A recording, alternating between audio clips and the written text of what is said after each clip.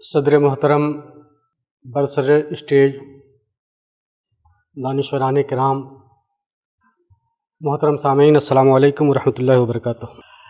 سب سے بڑی چیز ایک بات بتا دوں کہ جس ذات پہ آج سیمینار ہے ان پر کچھ کہنا سورج کو چراغ دکھانا ہے، تو حصول برکت کے لیے ہم کچھ کہنے کی کوشش کر رہے ہیں۔ ہمارا عنوان ہے عزیز اللہ عزیز صفی پوری کی شاعری اور ادبی قدر و قیمت۔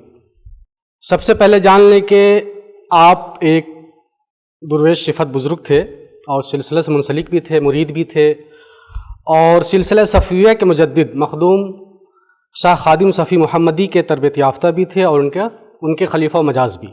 آپ کا اصل نام محمد ولایت علی، لقب شاہ عزیز اللہ اور تخلص عزیز ہے۔ مرید ہونے سے قبل ولایت تخلص فرماتے تھے۔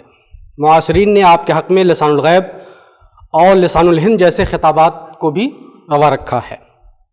تاریخ ولادت اور سال ولادت یہ ہے کہ 6 صفر 1259 ہجری مطابق 1840 عیسوی۔ جائے پیدائش ہے آپ کی صفی پور شریف، جو آپ کا نانیال بھی ہے، اور آپ کی پرورش لکھنؤ میں ہوئی ہے، جو آپ کا دادحال ہے۔ آباء و اجداد شاہان اودھ سکھ کے دربار سے منسلک تھے۔ غدر کے وقت لکھنؤ سے صفی پور منتقل ہوئے اور تا حیات وہیں رہے۔ آپ عربی، فارسی، اردو تینوں زبان پر فی البدیہہ شعر کہتے تھے۔ آپ کی درجنوں تصانیف ہے جو آپ کے عمدہ نثر نگار ہونے کی گواہی دیتی ہیں۔ ایک تصنیف آپ کی ہے پنج رقع۔ جب یہ غالب کے یہاں بغرض اصلاح آپ نے بھیجا اس کو، تو ان کا جو تاثر تھا وہ یہ ہے کہ آپ کا مہربانی نامہ آیا، اوراق پنج رقع نظر افروز ہوئے، خوشامد فقیر کا شیوہ نہیں، نگارش تمہاری پنج رقع سابق کی تحریر سے لفظاً و معناً بڑھ کر ہے، اس میں یہ معنی نازک اور الفاظ آبدار کہاں، موجد سے مقلد بہتر نکلا۔ نجات کا طالب غالب۔ چنانچہ آج ہم اپنے مقالے میں اسی مستند اور رشک آفرین شخصیت کے شعر و سخن کی ادبی قدر و قیمت واضح کریں گے۔ سب سے پہلے یہ جان لینا ضروری ہے کہ ادب کی تعریف کیا ہے، اس کی غیر ضوابط کیا ہے، تحریر کی ادبیاتی قدر و قیمت متعین کرنے تاکہ تحریر کی ادبیاتی قدر و قیمت متعین کرنے میں آسانی ہو۔ ساتھ ہی یہ بھی ذہن نشین رہے کہ ادب کی ایسی تعریف جس پر سب کو اتفاق ہو یہ ایک مشکل امر ہے، مگر اس کے باوجود ماہرین نے ادب کی تعریف متعین کی ہے اور اس کے اغراض و مقاصد بیان کیے ہیں۔ کچھ ماہرین کا کہنا ہے کہ ادب وہ ہے جس میں الفاظ کی ترتیب و انتخاب، افکار و خیالات اور احساسات کا اظہار اس طور پر کیا جائے کہ اس کے پڑھنے اور سننے والے کے دل میں ایک فرحت اور انبساط کی کیفیت محسوس ہو۔ بعض کا کہنا ہے کہ ادب ہونے کے لیے کافی نہیں کہ اسے محض واقعات یا حقائق بیان کر دیا جائے، بلکہ ادب اسی وقت ادب کہلانے کا حقدار ہوگا جبکہ اس میں اظہار بیان کا تنوع ہو اور طرز ادا کی رنگا رنگی بھی ہو۔ بعض کا خیال ہے کہ زبان اور الفاظ کے ذریعے انسانی افکار و خیالات اور جذبات و احساسات کا اظہار ادب کہلاتا ہے۔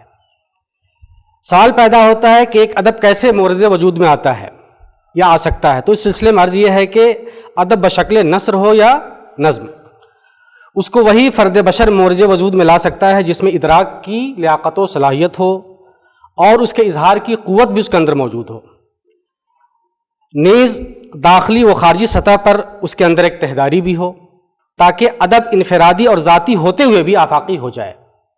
جتنا بڑا ادیب ہوگا اس کے کلام میں تجربے کا تنوع اور افکار و احساسات کا اظہار اتنا ہی مؤثر اور آفاقی ہوگا۔ لہٰذا اس کسوٹی پر جب ہم حضرت عزیز اللہ عزیز صفی پوری کی شاعری کا تجزیہ کرتے ہیں تو کافی حد تک تسلی ہو جاتی ہے۔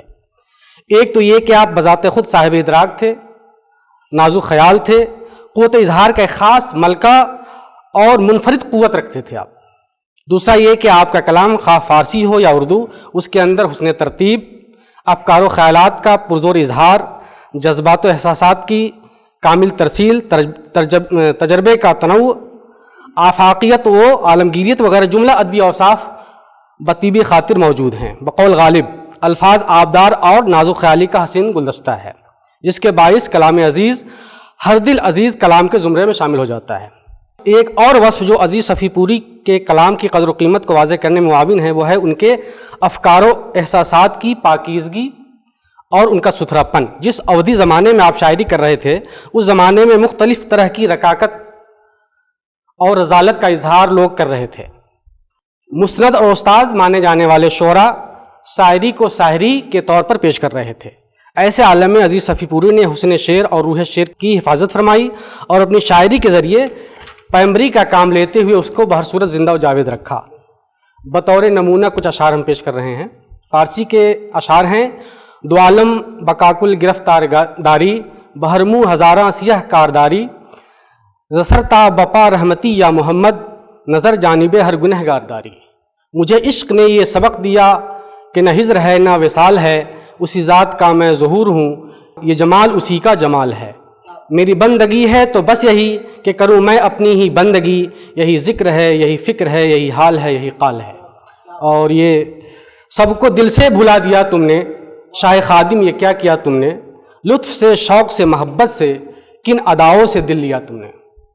یہ تمام اشعار جو عزیز صفی پوری کی شاعری کے ہیں، جو اوصاف قدر مشترک اس میں ہے کہ ان کی شستہ بیانی، نازک خیالی، تجربات کا تنوع، معنوی اسد و تہداری، سلاست و روانی، نغمگی، موسیقیت وغیرہ سبھی کچھ اس کے اندر۔ اس لحاظ سے تمام اشعار حد نصاب کو پہنچے ہوئے ہیں۔ اس پر مستزاد یہ ہے کہ عزیز صفی پوری نے اپنے طرز پیشکش میں کسی بھی قسم کی قناعت سے کام نہیں لیا ہے، بلکہ اس میں بڑی سخاوت سے کام لیا ہے۔ اس طرح کی بہت سی مثالیں ہیں۔ الاخیر آپ اس طرح شعر کہتے ہوئے 13 محرم الحرام 1347 ہجری مطابق 1928 کو فردوس اولیاء صفی پور اور دبستان اودھ کو داغ مفارقت دے گئے اور اپنے پیر و مرشد کے قرب میں مدفون ہوئے۔